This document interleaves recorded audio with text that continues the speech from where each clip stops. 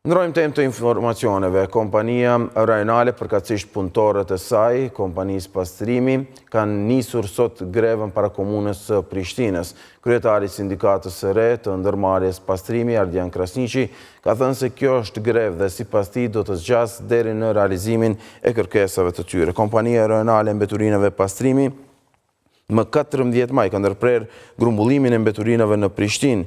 Si pasojë e kësaj, në kryeqytet kontinjeret janë të stërmbushur me mbeturina. Ndërkohë komuna e Prishtinës ka reaguar duke thënë se grumbullimi i punëtorëve të pastrimit para objektit të komunës është i panevojshëm dhe se po keq përdoren për qëllime politike nga menaxhmenti. Ndërkohë, gjatë grevës, një pastruesi të kompanisë pastrimi është alivanosur.